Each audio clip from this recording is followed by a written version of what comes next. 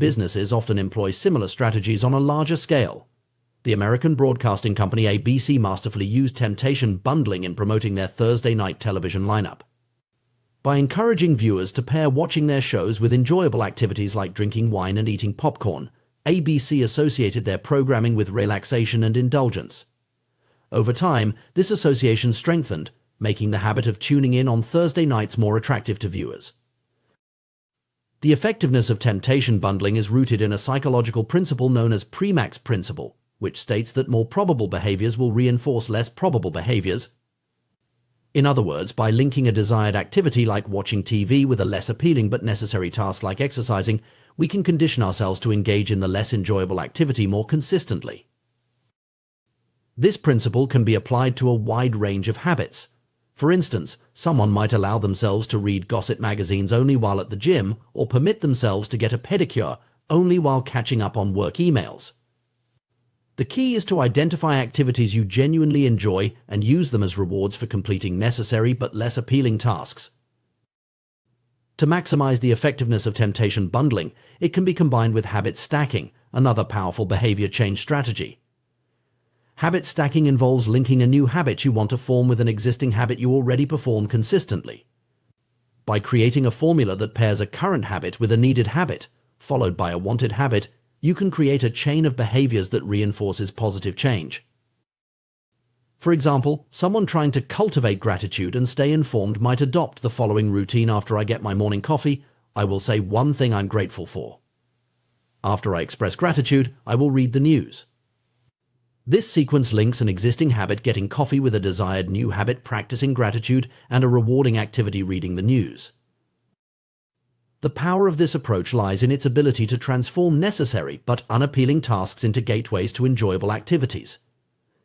Over time, the anticipation of the reward, like checking social media or watching sports highlights, can make the associated necessary task, like doing burpees or making sales calls, more appealing by association.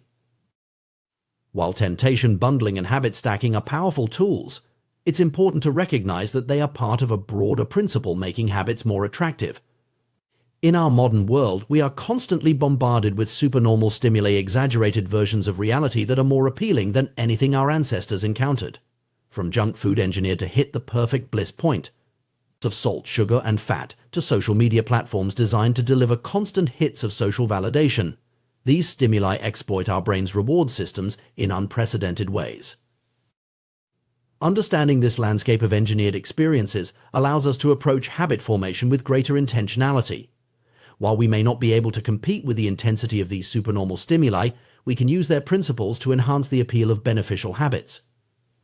By thoughtfully designing our environment and routines, we can create our own heightened versions of reality that make positive behaviors more attractive. For instance, we might create a specially designated, comfortable space for reading to make a daily reading habit more appealing.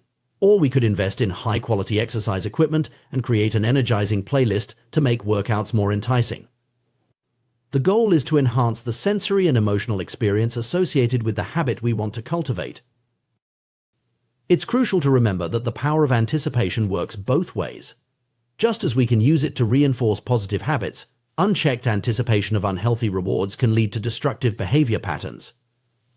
This is particularly evident in addictions, where the anticipation of the drug or behavior becomes all-consuming, driving compulsive actions despite negative consequences. Recognizing the role of anticipation in our behavior also highlights the importance of managing our environment. If we're constantly surrounded by cues that trigger cravings for unhealthy behaviors, we're fighting an uphill battle. By thoughtfully curating our physical and digital spaces to minimize exposure to tempting cues and maximize exposure to cues for positive habits, we can set ourselves up for success. Moreover, understanding the dopamine-driven nature of habit formation can help us be more compassionate with ourselves and others when it comes to struggling with bad habits or addictions. Rather than viewing these challenges as simple matters of willpower or moral failing, we can recognize them as the result of powerful neurological processes shaped by both our biology and our environment. This perspective also raises important ethical questions about the design of products and experiences that exploit these psychological vulnerabilities. As our ability to create irresistible stimuli grows, so too does our responsibility to consider the long-term impacts on individual and public health. there's a need for broader societal conversations about how we can balance innovation and consumer appeal with ethical considerations and public well-being. In conclusion, the science of habit formation reveals that desire, driven by anticipation, is the engine of behavior. By understanding how our brains process rewards and generate cravings, we can develop more effective strategies for cultivating positive habits and breaking negative ones. Techniques like temptation bundling and habit stacking allow us to work with our brain's natural tendencies rather than against them, making the process of behavior change more enjoyable and sustainable. As we navigate a world increasingly filled with supernormal stimuli and engineered experiences, maintaining awareness of how our choices and surroundings influence our habits becomes crucial. By consciously designing our environments and routines to support positive behaviors, we can harness the power of anticipation to drive personal growth and well-being. Ultimately, the goal is not to eliminate all sources of pleasure or to live in denial of our natural drives. Rather, it's to create a balance where we can enjoy the fruits of human ingenuity and progress while maintaining control over our behaviors and staying true to our deeper values and aspirations. By understanding the science behind habit formation and applying these insights thoughtfully, we can cultivate lives rich in meaningful experiences and sustainable pleasures, rather than being driven by the fleeting highs of engineered stimuli. In doing so, we reclaim our agency in a world increasingly designed to push our buttons, charting a course towards greater well-being and fulfillment. The power to shape our habits and thus our lives lies within our grasp. Armed with knowledge of how our brains work and tools to work with our nature rather than against it, we can embark on a journey of continuous self-improvement and personal growth. The power of environment in shaping human behavior is a fascinating and often underappreciated aspect of personal development. This concept is powerfully illustrated by the story of the Polgar sisters, whose extraordinary achievements in chess demonstrate the profound impact that culture and upbringing can have on skill development and habit formation. Laszlo Polgar, a Hungarian educator, held a controversial belief that genius was not innate but could be cultivated through deliberate practice and the development of good habits. He was so convinced of this idea that he set out to prove it with his own children. Laszlo's experiment began even before his children were born, as he sought a wife who would be willing to participate in his unconventional parenting plan. The Polgar household became a carefully crafted environment dedicated to chess excellence. The children were homeschooled, which was unusual in Hungary at the time, allowing for a focused and immersive education. Chess books and pictures of famous players filled the home, creating a constant visual reminder of their goal. The sisters played against each other regularly and competed in high-level tournaments from a young age. Their parents even maintained meticulous records of every competitor the children faced, demonstrating an extraordinary level of commitment to their development. The results of this experiment were nothing short of remarkable. All three Polgar sisters, Susan, Sophia, and Judith, achieved extraordinary success in chess. Susan, the eldest, was defeating adult players within 6 months of learning the game at age 4. Sophia became a world champion by 14 and later a grandmaster. Judith, the youngest, surpassed even her sister's achievements, becoming the youngest grandmaster of all time and holding the title of the world's top-ranked female chess player for an astonishing 27 years. What's particularly intriguing about the Polgar sisters' story is their perspective on their unusual upbringing. Far from viewing their childhood as oppressive or grueling, they describe it as enjoyable and engaging.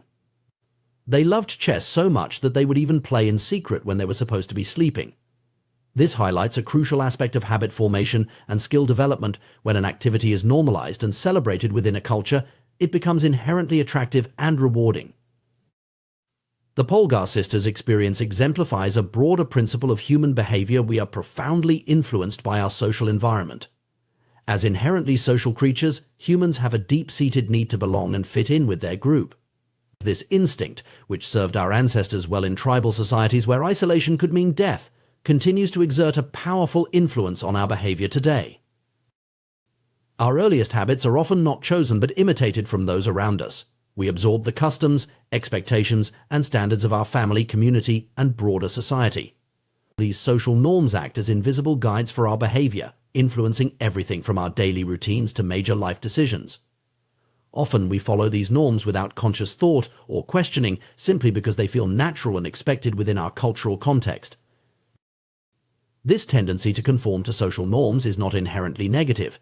In fact, it often doesn't feel like a burden at all because the desire to belong is so fundamental to human nature. If you grow up in an environment where a particular skill or behavior is highly valued, like chess in the Polgar household, engaging in that activity feels natural and rewarding. Similarly, if you work in a professional environment where everyone dresses in a certain way, you're likely to adopt that style without much resistance. The power of social influence on our habits can be broken down into three main categories: the close, the many, and the powerful. Each of these groups offers opportunities to make our desired habits more attractive and easier to adopt. The influence of close relationships on our habits is particularly strong. We tend to pick up behaviors, attitudes, and even speech patterns from those we spend the most time with. This effect is so pronounced that studies have shown that obesity can spread through social networks, with a person's chances of becoming obese increasing significantly if a close friend becomes obese. The same principle applies to positive habits as well, with weight loss often occurring in pairs within relationships. This proximity effect extends beyond just close friends and family. Our broader social circles, including classmates, co-workers, and community members, also shape our perception of what's normal and attainable. For instance, if you're in an environment where many people are achieving a particular goal, like becoming an astronaut or improving their IQ, those achievements start to seem more feasible and attractive. The power of the many, or the influence of broader social norms, is another crucial factor in habit formation. We naturally want to conform to the behaviors that we see as common or popular within our social groups. This is why trends spread so quickly and why certain behaviors can become suddenly popular within specific communities. The influence of the powerful, those we admire or aspire to be like, also plays a significant role in shaping our habits. We often emulate the behaviors of successful individuals in our field or society at large, believing that by adopting their habits, we might achieve similar success. Understanding these influences allows us to be more intentional about shaping our environment to support the habits we want to develop.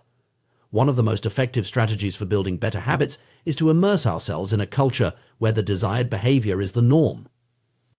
When we see others regularly engaging in the habits we want to adopt, those behaviors seem more achievable and natural. This principle can be applied across various areas of life.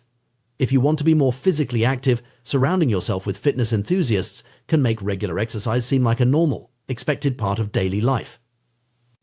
If you aspire to be more creative, immersing yourself in a community of artists or innovators can normalize the habits of regular practice and experimentation.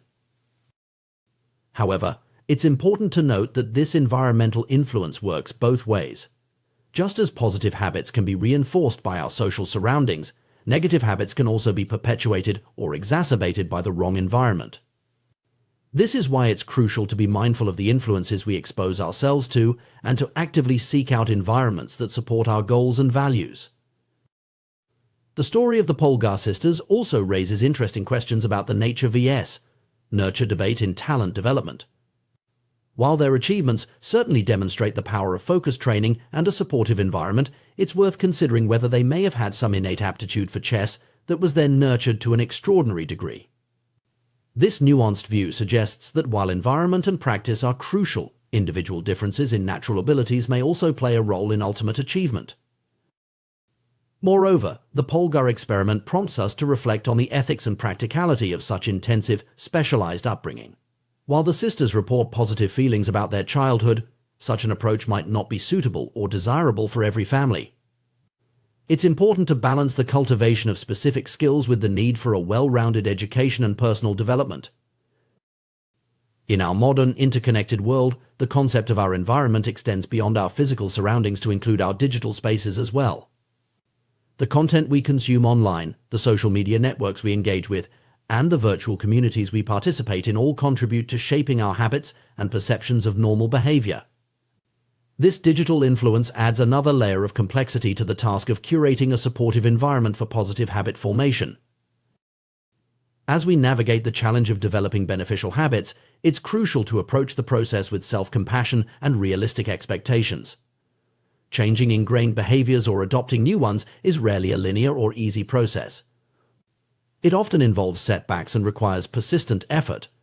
Understanding the powerful role that our social environment plays in this process can help us be more strategic and patient in our approach to personal growth. Furthermore, recognizing the impact of social influence on our habits can foster greater empathy and understanding for others who may be struggling with behavior change. It highlights the fact that individual willpower, while important, is just one factor in a complex web of influences that shape our actions and choices. In conclusion, the story of the Polgar sisters and the broader principles of social influence in habit formation offer valuable insights for anyone seeking personal growth or behavior change. By consciously shaping our environment, both physical and social, to support our desired habits, we can make the process of change more natural and sustainable. Whether we're trying to excel in a specific skill, adopt healthier lifestyle habits, or simply become better versions of ourselves, understanding and leveraging the power of our social context can be a game changer. As we strive to improve ourselves and our communities, it's worth reflecting on how we can create cultures that normalize and celebrate positive habits. By doing so, we not only enhance our own lives, but also contribute to a ripple effect of positive change in our broader social circles.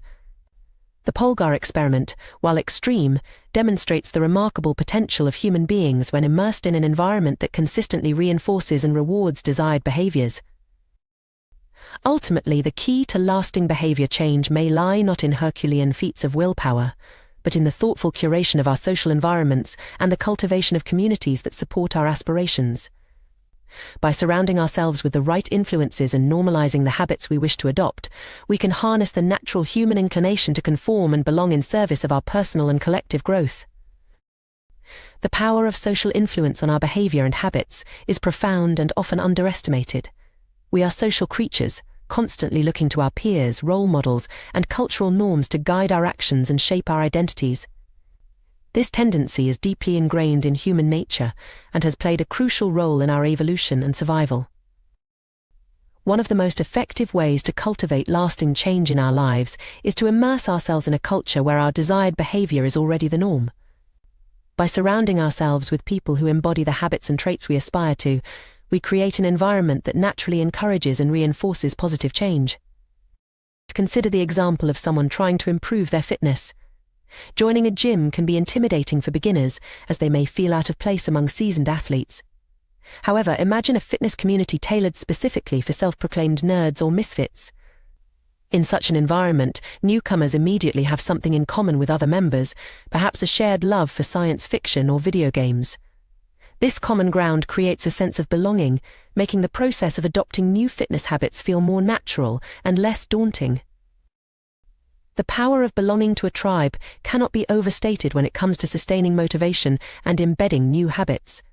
When we join a group that aligns with our interests and goals, our personal journey transforms into a collective one.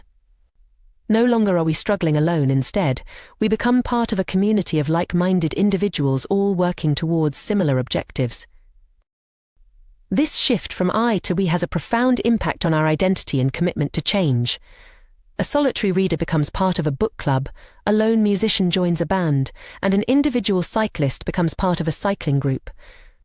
The shared identity reinforces and strengthens our personal identity, making it more resilient in the face of challenges and setbacks. It's worth noting that maintaining connections with supportive communities even after achieving initial goals is crucial for long-term success. The friendships and sense of belonging fostered within these groups help to cement new identities and ensure that positive habits persist over time. This is why many people who successfully lose weight or quit smoking find it beneficial to continue attending support group meetings or engaging with their communities long after reaching their primary objectives. The influence of group behavior on individual choices is a well-documented phenomenon in psychology. One classic example is the series of conformity experiments conducted by Solomon Asch in the 1950s. These experiments revealed our startling tendency to doubt our own judgment and conform to group opinion, even when the group is clearly incorrect. In Asch's experiments, participants were asked to perform a simple visual task matching the length of a line to one of 3 comparison lines.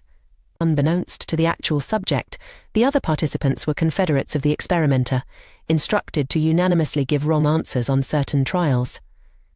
The results were striking. Faced with unanimous opposition, many subjects began to doubt their own perception and conform to the group's incorrect judgments.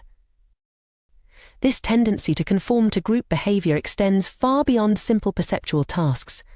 In our daily lives, we constantly look to others for cues on how to act, what to buy, where to eat, and countless other decisions.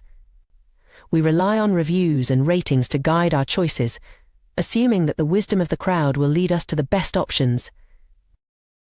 While this strategy often serves us well, it can also lead us astray. The pressure to conform to group norms can be so strong that it overrides our individual judgment and even our own best interests. This phenomenon isn't unique to humans. Studies have shown that even chimpanzees will abandon more effective techniques in favor of less efficient methods used by their new group members, simply to fit in. The desire to be accepted by our peers is a powerful motivator, often outweighing the desire to be right or to find the truth. This instinct to conform is deeply rooted in our psychology and has likely played a crucial role in our survival as a species. After all, in many situations throughout human history, going against the group could have dire consequences. However, this tendency can also hold us back from positive change, especially when our desired habits conflict with the norms of our current social group. Changing our behavior in ways that challenge the status quo requires significant effort and courage. It means swimming against the current of our culture and risking social disapproval or exclusion. On the flip side, when our desired changes align with the values and behaviors of our social group, change becomes much more attractive and achievable. This is why finding or creating a supportive community can be such a powerful catalyst for personal growth and transformation. Another crucial aspect of social influence is our tendency to imitate those we perceive as powerful or high status. Throughout history, individuals with greater power and status have typically enjoyed better access to resources, faced fewer survival challenges, and been seen as more desirable mates. As a result, we are naturally drawn to behaviors that earn us respect, approval, and admiration from others. This drive for status and recognition explains our fascination with the habits of highly successful people. We eagerly consume content about the daily routines of CEOs, the workout regimens of athletes, and the productivity hacks of top performers in various fields. By emulating these behaviors, we hope to achieve similar levels of success and recognition. Many of our daily habits are, in fact, imitations of people we admire or envy. We might adopt the communication style of a charismatic leader, the creative techniques of an artist we respect, or the financial strategies of a successful entrepreneur. This imitation isn't necessarily conscious. We often absorb and replicate behaviors subconsciously, especially when they're exhibited by people we look up to. The flip side of this status-seeking behavior is our desire to avoid actions that might lower our social standing. We maintain our homes and appearances not just for personal satisfaction, but also to avoid negative judgments from our neighbors, friends, and family. The constant underlying question, "What will others think of me?" shapes many of our decisions and actions, often without us even realizing it. The power of social influence on habit formation and behavior change is perfectly illustrated by the story of the Polgar sisters, chess prodigies who achieved remarkable success through dedicated practice. While their individual efforts were undoubtedly crucial, the supportive culture created by their parents and the broader chess community played a significant role in sustaining their motivation and commitment over many years. The sisters' dedication to chess was reinforced not just by parental encouragement, but also by the respect and admiration they received from the chess world. Achieving milestones like becoming grandmasters provided external validation and status, further cementing their identities as exceptional chess players. But this combination of internal drive and external recognition created a powerful feedback loop that sustained their intense practice regimen for decades. Understanding the profound impact of social influence on our behavior offers valuable insights for anyone seeking to make lasting changes in their life. Rather than relying solely on willpower and individual effort, we can leverage the power of social connections and cultural norms to support our goals. For those looking to adopt new habits or break old ones, finding or creating a supportive community can be transformative. This might involve joining existing groups aligned with our goals, or even starting our own communities centered around shared interests and aspirations. By surrounding ourselves with people who embody the traits and habits we wish to cultivate, we create an environment that naturally encourages and reinforces positive change. It's also worth examining the cultural norms and social influences that shape our current behaviors. Are there aspects of our social environment that are hindering our growth or reinforcing negative habits? Recognizing these influences is the first step towards either changing our environment or developing strategies to resist unhelpful social pressures. At the same time, we should be mindful of our own potential to influence others. As we work towards our goals and adopt positive habits, we may find ourselves becoming role models for those around us. By openly sharing our journeys, struggles, and successes, we can contribute to creating a culture that values growth, resilience, and mutual support. Ultimately, the interplay between individual choice and social influence is complex and multifaceted. While we have the power to make conscious decisions about our behavior, we are also inevitably shaped by the cultural context in which we live. By understanding and harnessing the power of social influence, we can create environments and communities that support our personal growth and help us become the best versions of ourselves. As we navigate the challenges of changing habits and pursuing personal growth, it's crucial to remember that we're not alone in this journey. The very social nature that can sometimes hinder our progress can also be our greatest ally in achieving lasting change. By consciously choosing our social environments, seeking out supportive communities, and being mindful of the cultural forces that shape our behavior, we can harness the power of social influence to drive positive change in our lives and in the world around us. The human tendency to adopt habits that are praised and approved by our culture is a powerful force that shapes our behaviors and identities. This inclination stems from our deep-seated need to belong and fit in with our social groups. Throughout human history, being accepted by the tribe has been crucial for survival, and this evolutionary legacy continues to influence our actions today. We are particularly prone to imitating the habits of three key social groups: the close, our family and friends; the many, our broader community or tribe; and the powerful, those with status and prestige. This pattern of imitation is not arbitrary but serves important social and psychological functions. Our closest relationships, family and friends, have a profound impact on our habits because they are the people we interact with most frequently and whose opinions we value most highly. We often unconsciously adopt the mannerisms, attitudes and behaviors of those closest to us. This can be both beneficial and detrimental, depending on the nature of those habits. For instance, growing up in a family that prioritizes education and intellectual curiosity can instill lifelong learning habits. Conversely, being surrounded by friends who engage in unhealthy behaviors like excessive drinking can normalize and encourage those habits.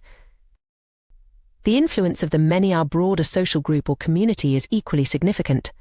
Humans are inherently social creatures, and we have a strong drive to conform to the norms of our group. This tendency can be so powerful that it often overrides our individual judgment or preferences.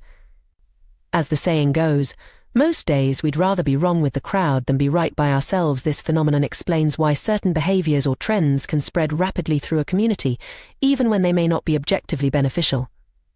Consider the example of fashion trends. Often, these trends are not particularly comfortable or practical, yet they spread widely because of our desire to fit in and be seen as part of the group. The same principle applies to many other areas of life, from the way we speak to the food we eat and the activities we engage in.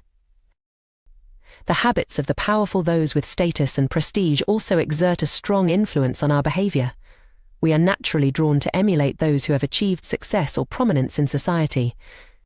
This is why celebrity endorsements are so effective in marketing, and why we often see trends start among the elite before trickling down to the broader population. If a behavior can earn us approval, respect and praise, especially from those we admire or aspire to be like, we find it inherently attractive. Understanding these social dynamics is crucial when trying to build better habits or break detrimental ones. One of the most effective strategies for positive change is to join a culture where your desired behavior is already the norm and where you have something in common with the group. This approach leverages our natural tendency to conform and belong, but channels it towards positive outcomes. For example, if you're trying to adopt a healthier lifestyle, joining a community of health enthusiasts who share your interests can be far more effective than trying to go it alone. Not only does this provide you with role models and support, but it also makes the desired behavior feel more natural and attainable. You're no longer swimming against the tide of your social group, but rather going with the flow of a new, supportive community. This principle extends to various areas of personal development. Want to become more entrepreneurial? Surround yourself with startups and small business owners. Trying to cultivate a meditation practice? Join a mindfulness group. The power of social influence can work in your favor when you consciously choose your environment. However, it's important to recognize that the flip side of this social influence can also hold us back. The normal behavior of the tribe often overpowers the desired behavior of the individual. This can make it extremely challenging to break away from unhealthy or unproductive habits if they are deeply ingrained in our social group. Consider the struggle many people face when trying to quit smoking. If all of your friends smoke and social gatherings revolve around this habit, quitting becomes not just a personal challenge but a social one as well. You're not just fighting against a physical addiction, but also against the fear of social exclusion or the loss of shared experiences with your friends. This is where the power of reframing comes into play. As illustrated by the example of Alan Carr's approach to helping smokers quit, changing the way we perceive a habit can dramatically alter its appeal. By systematically challenging the beliefs and associations we have about a particular behavior, we can reduce its attractiveness and weaken its hold on us. Carr's method involves repeatedly questioning and debunking the perceived benefits of smoking. He encourages smokers to see that they're not actually enjoying cigarettes but rather just feeding an addiction. By reframing smoking as an unattractive and unnecessary behavior, rather than a source of pleasure or stress relief, he helps people break free from the mental trap that keeps them addicted. This approach can be applied to various habits we wish to change. It involves a deep examination of our motivations and a willingness to challenge our existing beliefs. For instance, if you're trying to reduce your social media usage, you might reframe it from being a way to stay connected with friends to being a time-wasting activity that actually makes you feel more isolated. By changing the narrative around the habit, you can make it less appealing and easier to resist. Understanding the root of our cravings is another crucial aspect of habit change. Every behavior we engage in is ultimately driven by deeper, underlying motives. These fundamental drives, such as the need to conserve energy, obtain food and water, find love and reproduce, connect with others, win social acceptance, reduce uncertainty, and achieve status, are hardwired into our biology. Our specific habits are simply modern manifestations of these ancient desires. Social media platforms, for example, tap into our need for social connection and approval. Video games fulfill our drive for achievement and status. Fast food satisfies our instinct to consume high-calorie foods for survival. Recognizing this can be empowering because it allows us to see that there are multiple ways to satisfy these underlying motives. If we can identify healthier or more productive ways to meet these basic needs, we can replace harmful habits with beneficial ones. For instance, if you find yourself constantly checking your phone for social media notifications, recognize that this behavior is driven by a need for social connection and validation. Once you understand this, you can explore alternative ways to meet this need, such as scheduling more face-to-face time with friends or engaging in community activities. It's also crucial to understand the role of prediction in our habits. Our brains are constantly making predictions based on past experiences and environmental cues. These predictions shape our behavior in powerful ways. When we encounter a cue, our brain quickly categorizes it based on past experience and determines the appropriate response. This predictive nature of our behavior explains why breaking habits can be so challenging. Once we've formed a strong association between a cue and a response, our brain automatically predicts that this response is the appropriate action. Changing this requires conscious effort to override these automatic predictions and create new associations. Interestingly, it's not the objective reality of events that determines our behavior, but rather how we interpret these events. Two people can encounter the same situation and react in completely different ways based on their past experiences and the predictions their brains make. This is why changing our mindset and the way we interpret situations can be such a powerful tool for habit change. In conclusion, our habits are deeply influenced by our social environment and our innate human drives. By understanding these influences, we can more effectively shape our behavior. Whether we're trying to break a bad habit or cultivate a good one, strategies like joining supportive communities, reframing our perceptions, addressing underlying motives, and consciously changing our predictions can be powerful tools for personal growth. The journey of habit change is not always easy, but it is ultimately about aligning our behaviors with our true desires and values. By leveraging our understanding of social influence, cognitive reframing, and the predictive nature of our brains, we can create lasting positive changes in our lives. Remember, every habit, good or bad, is ultimately our mind's attempt to solve a problem or meet a need. By finding better solutions to these fundamental human needs, we can create a life filled with habits that truly serve us. The human mind is a remarkable prediction machine, constantly analyzing our environment and making split-second decisions based on past experiences and current cues. This predictive nature of our brain plays a crucial role in shaping our habits and behaviors, often without our conscious awareness. Understanding this process can provide valuable insights into how we can effectively change our habits and improve our lives. At the core of our behavior are cravings, those powerful urges that drive us to act in certain ways. But what exactly is a craving? It's not just a simple desire for a specific object or action. Rather, it's a complex interplay of predictions, emotions, and underlying motives that shape our perception of the world and guide our actions. Consider for a moment how you feel right now. Without consciously thinking about it, you're aware of the temperature around you. If it were to drop slightly, you might not notice or react, but if it plummeted 10 degrees, you'd likely feel cold and reach for a sweater. This seemingly simple reaction is actually a sophisticated process of prediction and response. Your brain is constantly monitoring your environment, making predictions about what different changes might mean for your well-being and prompting you to act when it detects a significant discrepancy between your current state and your desired state. This gap between our current experience and our desired experience is the essence of a craving. It's the feeling that something is missing, the urge to change our internal state. When we feel cold, we crave warmth. When we feel lonely, we crave connection. When we feel stressed, we crave relaxation. These cravings are not just random impulses, but signals from our brain telling us that there's a mismatch between our current state and what it predicts would be a more favorable state. Understanding this process can shed light on why we engage in certain behaviors, even when we know they might not be good for us in the long run. Take the example of social media use. When we scroll through our feeds, what we're really seeking isn't just information or entertainment. We're looking for a change in our emotional state, perhaps a feeling of connection, validation, or distraction from our current worries.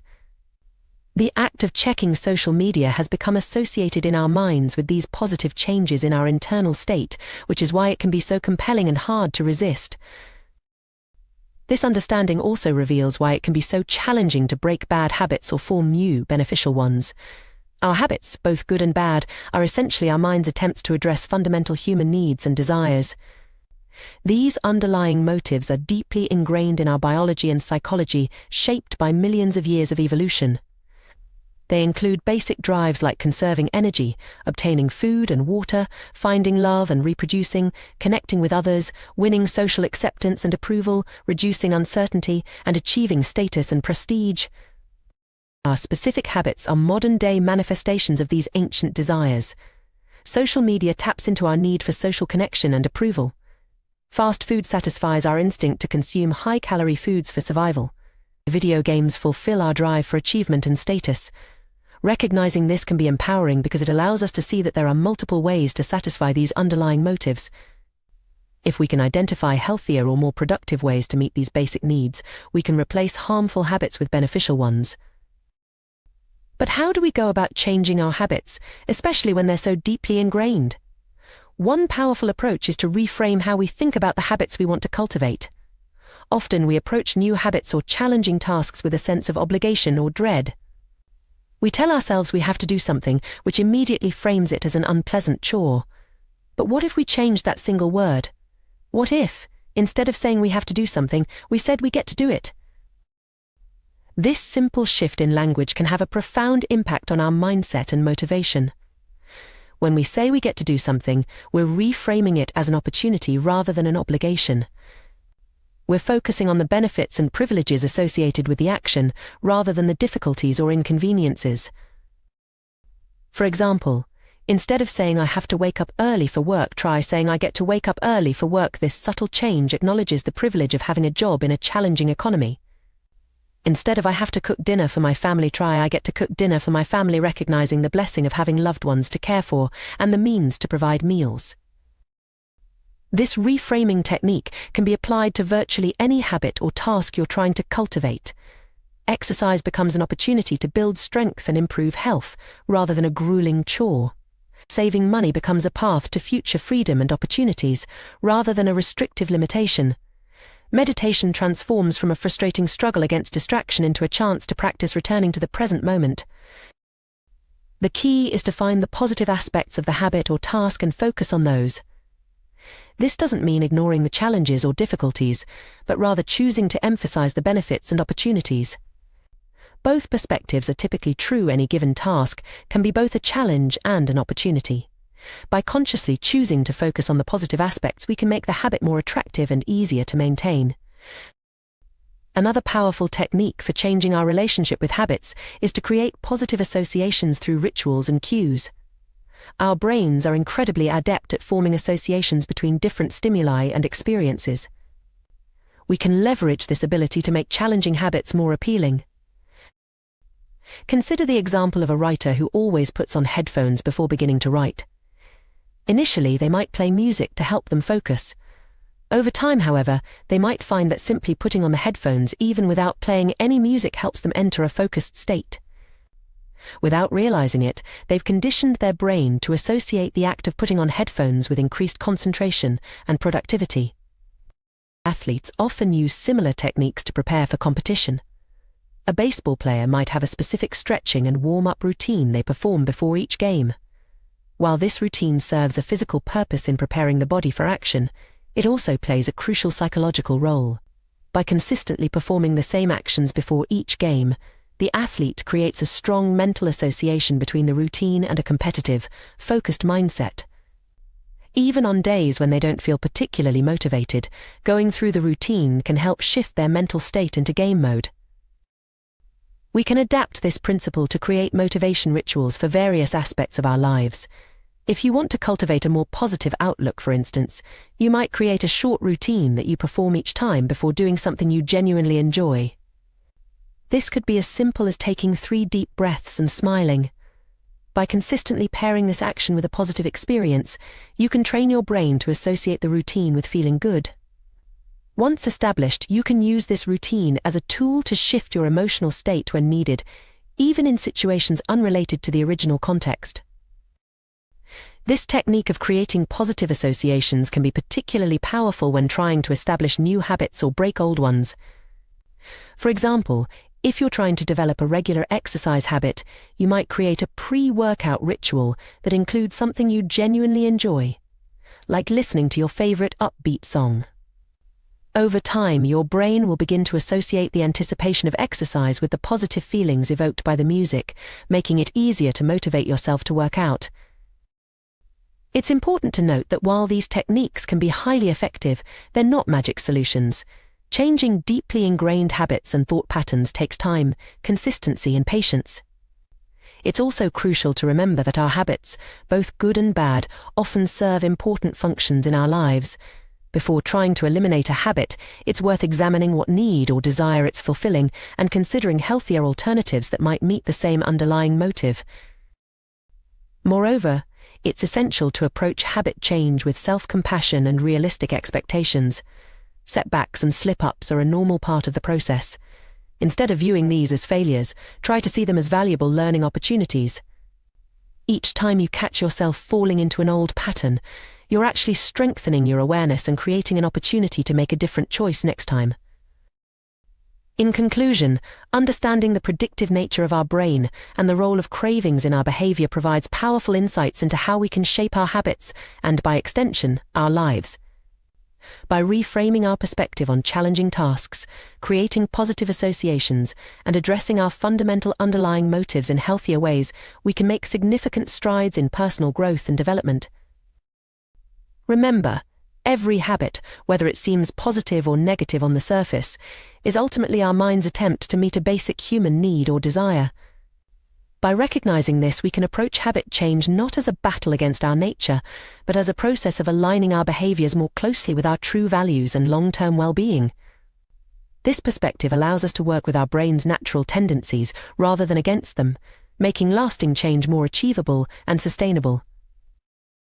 As you embark on your journey of habit change, be patient with yourself and celebrate small victories along the way.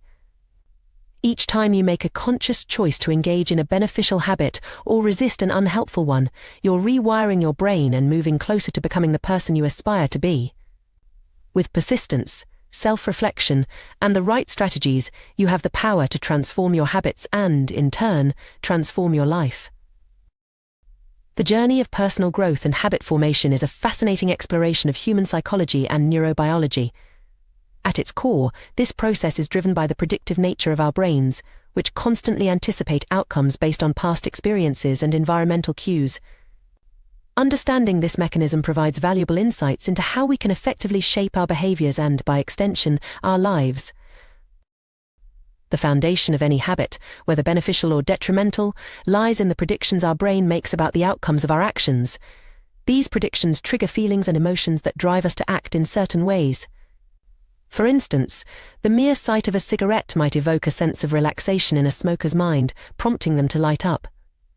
Conversely, the thought of going for a run might elicit feelings of dread in someone who associates exercise with discomfort. These emotional responses, rooted in our brain's predictions, play a crucial role in determining our habitual behaviors. To create lasting change, we must learn to manipulate these predictions and associated feelings. One effective strategy is to highlight the benefits of avoiding harmful habits, thereby making them less attractive. For example, rather than focusing on the immediate pleasure of smoking, one might emphasize the long-term health benefits of quitting, such as improved lung function, reduced risk of cancer, and increased life expectancy. By consistently reinforcing these positive outcomes, we can gradually shift our brain's predictions and make the habit less appealing. Similarly, we can enhance the attractiveness of beneficial habits by associating them with positive feelings. This can be achieved through a technique known as a motivation ritual. The idea is to pair a challenging habit with something you genuinely enjoy. For instance, if you struggle with regular exercise, you might create a ritual of listening to your favorite podcast or audiobook only during workouts. Over time, your brain will begin to associate physical activity with the pleasure of engaging with content you love, making it easier to maintain the habit. Creating good habits and breaking bad ones requires a systematic approach. Let's explore some practical strategies for each aspect of habit formation, organized around 4 fundamental laws: make it obvious, make it attractive, make it easy, and make it satisfying. To make a habit obvious, start by becoming aware of your current behaviors. This can be done through a simple exercise called the habit scorecard. Take a few minutes to write down all the habits you perform on a typical day, from waking up to going to bed. This process alone can be eye-opening, revealing patterns you might not have noticed before. Next, use implementation intentions to clearly define when and where you'll perform your new habit. Instead of vaguely deciding to exercise more, create a specific plan. I will go for a 20-minute walk at 7 a.m. in my neighborhood. This clarity eliminates ambiguity and reduces the mental effort required to initiate the habit. Habit stacking is another powerful technique to make new behaviors obvious. It involves linking a new habit to an existing one. For example, after I pour my morning coffee, I will meditate for 5 minutes. By anchoring the new behavior to an established routine, you create a natural cue for the desired action. Lastly, design your environment to support your goals. Make the cues for good habits visible and accessible. If you want to read more, place books in prominent locations around your home. If you're trying to eat healthier, keep nutritious snacks at eye level in your refrigerator. To make a habit attractive, consider using temptation bundling. This involves pairing an action you want to do with one you need to do. For instance, only allowing yourself to watch your favorite TV show while folding laundry can make a tedious chore more appealing. Another powerful strategy is to surround yourself with a culture where your desired behavior is the norm. If you want to adopt a healthier lifestyle, spend time with health-conscious individuals. Their habits and attitudes will naturally influence your own, making the desired behavior feel more attainable and appealing. Making a habit easy is crucial for long-term success. This often involves reducing friction and minimizing the effort required to perform the desired behavior. For example, if you want to start a gym routine, choose a facility that's on your way home from work, reducing the extra effort required to get there. To break bad habits, we can invert these laws. Make the cues for undesirable behaviors invisible by removing them from your environment. Reframe your mindset to highlight the negative aspects of the habit, making it unattractive. Increase the difficulty of performing the bad habit by adding friction. For instance, if you want to reduce social media usage, log out of all your accounts after each use, making it more cumbersome to access them impulsively. While these strategies provide a solid framework for habit formation, it's crucial to remember that the key to mastering any habit lies in repetition, not perfection. This principle is beautifully illustrated by an experiment conducted with photography students. One group was instructed to focus on quantity, producing as many photos as possible, while the other group was told to strive for a single, perfect image. Surprisingly, the quantity group ended up producing the highest quality work. By engaging in frequent practice and experimentation, they honed their skills more effectively than those who were paralyzed by the pursuit of perfection. This lesson applies broadly to habit formation and skill development. Too often we get caught up in finding the optimal approach, spending excessive time planning and strategizing rather than taking action. While preparation has its place, it's easy to use it as a form of procrastination, avoiding the risk of failure or criticism. The distinction between being in motion and taking action is crucial here.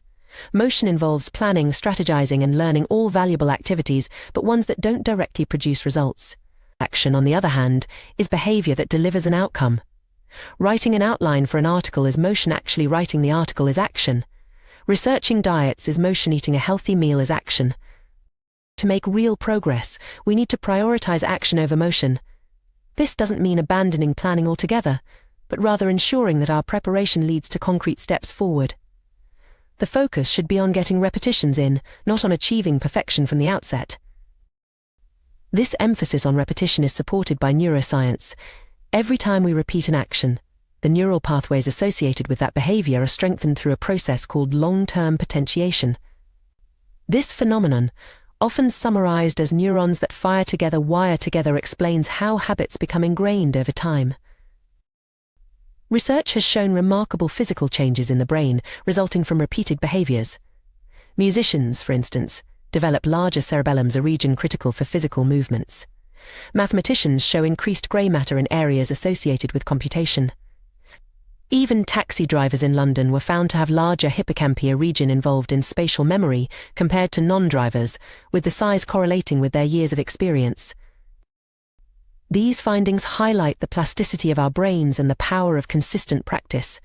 Each repetition of a habit, no matter how small, contributes to physical changes in our neural structure, making the behavior progressively more automatic. Understanding this process can be incredibly empowering. It means that we have the ability to literally reshape our brains through our actions. Every time we choose to perform a desired habit, we're not just completing a task, we're reinforcing neural pathways that make that behavior more natural and effortless in the future. However, it's important to note that habit formation is not a linear process.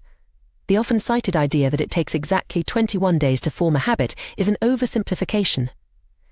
The reality is that the time required varies greatly depending on the individual and the complexity of the habit. Some simple behaviors might become automatic relatively quickly, while more complex habits can take months or even years to fully ingrain. This variability underscores the importance of patience and persistence in habit formation. Rather than focusing on an arbitrary timeline, it's more productive to concentrate on consistency. Each repetition, regardless of how small, is a step forward in rewiring your brain. Moreover, it's crucial to approach habit formation with self-compassion. Setbacks and occasional lapses are a normal part of the process. Instead of viewing these as failures, try to see them as valuable learning opportunities. Each time you notice yourself slipping into an old pattern, you're actually strengthening your awareness and creating an opportunity to make a different choice next time. Another valuable insight from neuroscience is the concept of neuroplasticity, the brain's ability to reorganize itself by forming new neural connections throughout life. This means that it's never too late to change your habits or learn new skills. While it's true that certain periods in life, such as childhood and adolescence, are characterized by greater neural plasticity, our brains retain the ability to change and adapt well into adulthood. This understanding can be particularly encouraging for those who feel stuck in long-standing habits or believe they're too old to change. The brain's plasticity means that with consistent effort and the right strategies, significant personal growth is always possible. As you embark on your journey of habit formation, it can be helpful to view the process as an experiment. Approach each new habit with curiosity rather than judgment. What works? What doesn't? How can you tweak your approach to make the habit easier or more enjoyable? This mindset of experimentation can make the process more engaging and less daunting. Remember, too, that small changes can lead to significant results over time. The power of habits lies in their compounding nature. A small improvement of just 1% each day might seem insignificant in the moment, but over the course of a year, it leads to a 37-fold improvement. This principle, often referred to as the aggregation of marginal gains, has been used to great effect in various fields, from sports to business. In conclusion, the journey of habit formation is a fascinating exploration of our brain's capacity for change. By understanding the predictive nature of our minds, leveraging the power of repetition, and employing strategic approaches to make habits obvious, attractive, easy, and satisfying, we can effectively reshape our behaviors and, by extension, our lives. The key is to focus on consistency over perfection, action over motion, and to approach the process with patience and self-compassion. Remember that each repetition of a desired habit, no matter how small, is physically changing your brain, making the behavior more automatic over time. Embrace the journey of personal growth with curiosity and optimism. Your brain is an incredibly adaptable organ, capable of remarkable changes throughout your life. By harnessing this plasticity through deliberate habit formation, you have the power to continuously evolve and become the person you aspire to be. The path may not always be easy or straightforward, but with persistence and the right strategies, lasting change is within your reach. The formation of habits is a fascinating intersection of neuroscience, psychology, and human behavior. At its core, habit formation is about the brain's remarkable ability to optimize our actions for efficiency and ease. This process, while often overlooked in our day-to-day lives, plays a crucial role in shaping our behaviors, abilities, and ultimately our lives. One of the most fundamental principles in habit formation is the power of repetition. Each time we perform an action, we're not just completing a task, we're actually rewiring our brains. This process involves the activation and strengthening of specific neural circuits associated with that particular habit. It's a biological manifestation of the old adage, practice makes perfect. Consider the difference between active practice and passive learning. Imagine two groups of photography students. One group spends their time taking hundreds of photos, experimenting with different techniques and learning from their mistakes. The other group focuses on theoretical perfection, discussing and planning the ideal photograph without actually taking many pictures. It's not hard to guess which group will improve more rapidly and significantly. The group engaging in active practice, through sheer repetition, is literally changing their brains with every shot they take. This principle extends far beyond photography. Whether you're learning to play an instrument, mastering a new language, or trying to incorporate a new exercise routine into your life, the key is consistent repetition. It's not about achieving perfection from the start, but rather about putting in the reps, day after day. As we repeat an action, it gradually moves from requiring conscious effort to becoming automatic. This process, known as automaticity, is the holy grail of habit formation. It's the point at which a behavior becomes so ingrained that we can perform it without actively thinking about each step. Think about how you tie your shoelaces or brush your teeth. These are perfect examples of automaticity in action. The journey from conscious effort to automaticity isn't a sudden leap, but rather a gradual progression. Initially, a new habit requires significant mental energy and focus. With each repetition, it becomes slightly easier, requiring less conscious attention. Eventually, after enough practice, the behavior crosses what we might call the habit line, the point at which it becomes more automatic than conscious. This progression challenges a common misconception about habit formation, the idea that it takes a specific number of days to form a new habit. You've probably heard that it takes 21 days or 30 days to form a habit. In reality, the time it takes is far less important than the number of repetitions. A habit performed twice in 30 days is far less likely to stick than one performed 60 times in the same period. The focus on time rather than frequency is a fundamental misunderstanding of how our brains work.